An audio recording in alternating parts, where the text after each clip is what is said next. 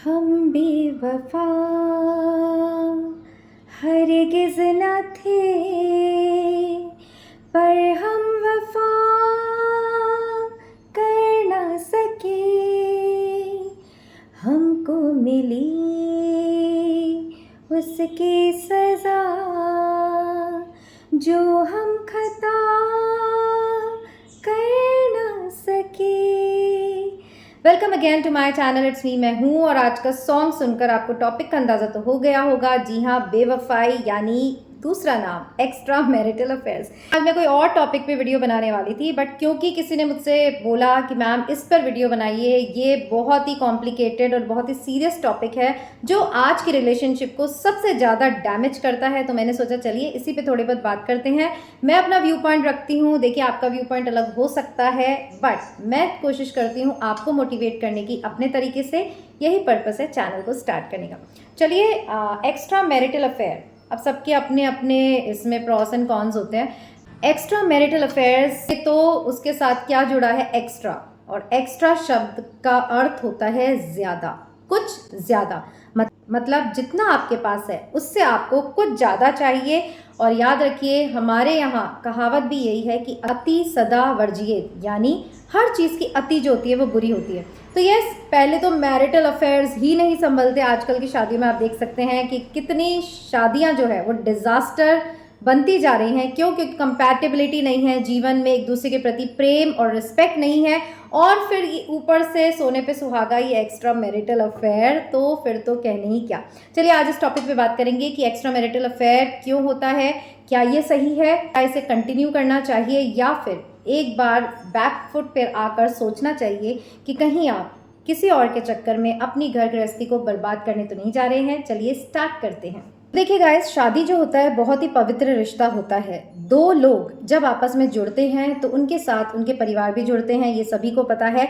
और जब इन दो लोगों में डिफरेंसेस आते हैं तो सिर्फ ये दो लोग अलग नहीं होते, परिवार भी टूटते हैं। यही मेरा मानना है। देखिए, बहुत ही कॉम्प्लिकेटेड टॉपिक है। इस टॉपिक पर हम बात करें उससे पहले, जैसे कि मेरी स्पिरिचुअल जर्नी रही है, जितना कि मैंने मेरे गुरु से सीखा है, उसके अकॉर्डिंग पहले मैं बता दूं, क्योंकि देखिए मैं वीडियोस बनाती हूं आप लोगों की प्रॉब्लम सॉल्व करने के लिए। हर चीज़ में आपको स्पिरिचुअल एस्पेक्ट दूंगी तो आप लोगों को समझ में नहीं आएगा, क्योंकि आप जब day to day problems face करते हैं तो सिर्फ ध्यान या मेडिटेशन करने से आपकी प्रॉब्लम सॉल्व हो जाएगी, ये जो है वो समझ पाना बहुत ही मुश्किल है। सबसे पहले अगर हम डेस्टिनी की बात करें तो आपके जीवन में आने वाला हर व्यक्ति जो होता है डेस्टिन्ड होता है, चाहे वो शादी के पहले आए चाहे वो शादी के बाद आए। उसके आने का भी एक कारण होता है, वो आपके जीवन में खुशहाली लेकर आए या फिर बर्बादी लेकर आए। तो एक्स्ट्रा मैरिटल अफेयर्स को डिस्कस करने से पहले ये बात आपको मान लेना बहुत ज़्यादा ज़रूरी है कि अगर आपकी डेस्टिनी में ऐसा है तो ही आपके साथ ऐसा होगा, अदरवाइज कोई तीसरा आपकी गृहस्थी को आकर नहीं तोड़ सकता। चलिए अब बात करते हैं एक्स्ट्रा मैरिटल अफेयर के बारे में। तो देखिए, इसके दो सिनेरियोज हो सकते हैं। एक तो ये कि वो जो बंदा या बंदी है, लड़का या लड़की है, आपकी बॉयफ्रेंड गर्लफ्रेंड है, वो शादी से पहले आपका अफेयर था, आप किसी कारण उससे शादी नहीं कर पाए, और अब जब आपने किसी और को अपना जीवन साथी चुन लिया है, चाहे वो फैमिली प्रेशर हो चाहे कुछ भी हो, अगेन डेस्टिनी के बिना ये भी नहीं हो सकता, इसलिए मैं बार बार आपको याद दिला रही हूँ।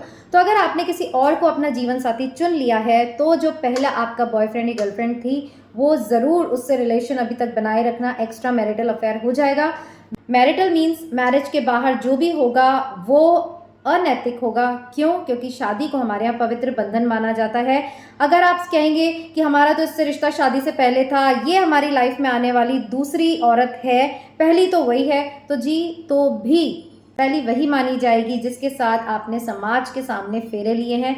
जब अग्नि को साक्षी मानकर सभी की मौजूदगी में आपने जिससे विवाह किया है, उसके अलावा जो भी आपकी लाइफ में होगी या होगा वो दूसरा व्यक्ति ही होगा। पहले तो आपको इस बात को समझना बहुत ही ज़्यादा जरूरी है। तो चलिए फ्रेंड्स, पहले तो हम यही बात करते हैं कि अगर आपके जीवन में पहले से ही कोई लड़की या लड़का था, अगर मैं लड़की हूँ तो मैं लड़की का एग्जाम्पल देके ही आपको समझाऊंगी ताकि कंफ्यूजन ना हो, वाइस वर्सा आप कर लीजिएगा।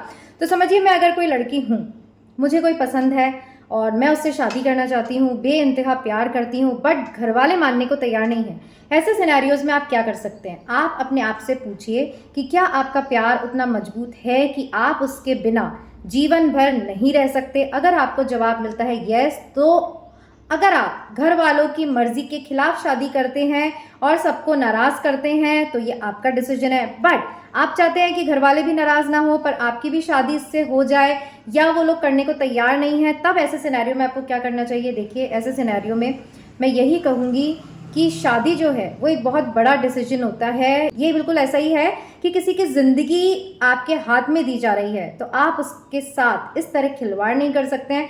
अगर आपको ऐसा लगता है कि हाँ, हम हमारे इस गर्लफ्रेंड या बॉयफ्रेंड के बिना नहीं रह सकते, तो साफ मना कर दीजिए। घर वालों को नाराज़ नहीं करना है। देखिए, एक तो ऑप्शन आपके पास हमेशा खुला ही है कि आप मर्जी के खिलाफ जाकर शादी कर लीजिए।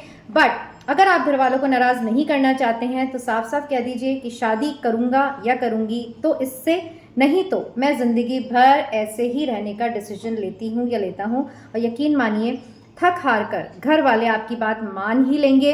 बट अगर आपने दबाव में आकर फिर किसी दूसरी लड़की को अपने जीवन में प्रवेश दे दिया या लड़के को अपने जीवन में प्रवेश दे दिया और उस लड़की या लड़के से भी अपना रिश्ता जो है कंटिन्यू रखा, तो आप इतनी बुरी तरह फंस जाएंगे कि फिर आप कहते हैं ना, दो नाव पर सवार होकर कभी भी आपको किनारा नहीं मिल सकता। कश्ती तो डूबे ना डूबे, आप जरूर डूब जाएंगे और आपके साथ कई लोगों की जिंदगी भी तहस नहस होने वाली है।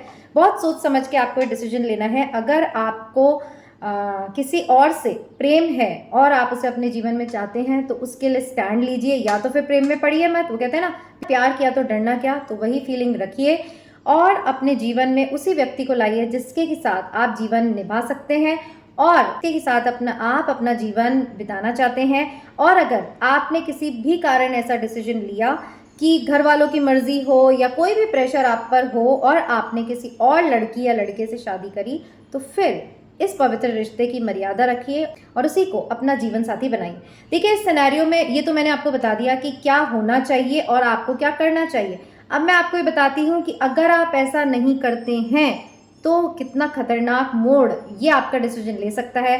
देखिए, आप सोचें कि हम इसको भी मैनेज करते रहेंगे, बीवी को भी और गर्लफ्रेंड को भी मैनेज करते रहेंगे, तो भाई ऐसा नहीं होने वाला।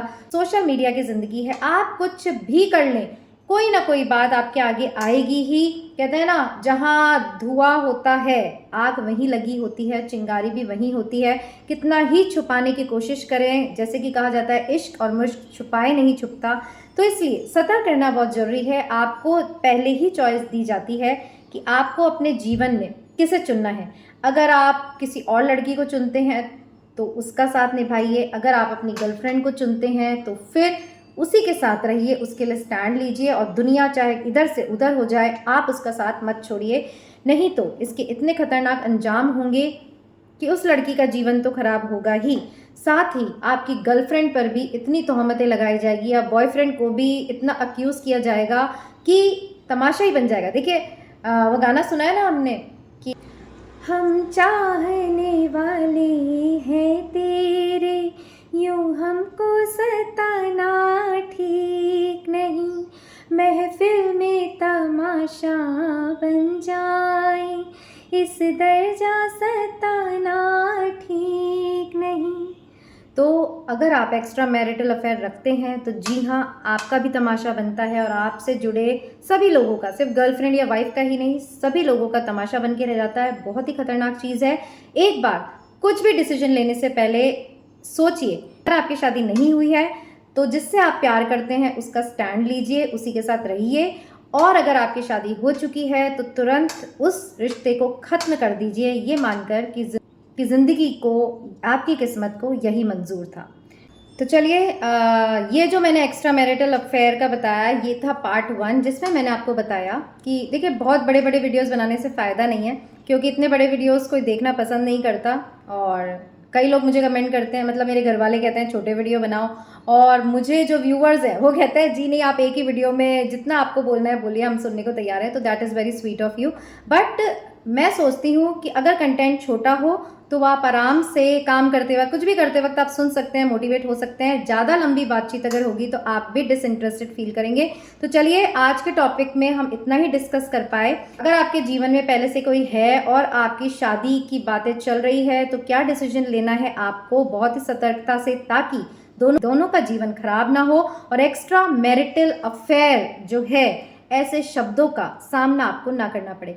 अब आप नेक्स्ट वीडियो में, मतलब मैं तो अभी वीडियो बनाऊंगी, उसको पार्ट 2 में कंटिन्यू करूंगी, तो नेक्स्ट वीडियो में हम ये जानेंगे कि आपका पहले से कोई अफेयर नहीं है, फिर आपके जीवन में कोई तीसरा प्रवेश करता है शादी के 2 साल बाद, 3 साल बाद, 10 साल बाद, 15 साल बाद, और फिर आपको ऐसे सिचुएशन में क्या डिसीजन लेना है, इस बात पे हम बात करेंगे हमारे नेक्स्ट वीडियो में। और आप किस टॉपिक पे वीडियो चाहते हैं आप हमें यहाँ ज़रूर से लिखिए, आपके क्वेश्चंस लिखिए। मैं एक मतलब वीडियो बनाने जा रही हूँ जिसमें मैं सारे नोट डाउन करूँगी आपके क्वेश्चंस। मैं आपके क्वेश्चंस विथ नेम्स पढ़कर उसका आंसर देने वाली हूँ, तो जल्दी से अपने छोटे छोटे कमेंट्स में अपने क्वेश्चंस लिख दीजिए और फिर मिलेंगे यहीं एक नए वीडियो के साथ। इट्स मी, मैं हूँ, पर टिल देन अपना ध्यान रखिएगा। Bye bye.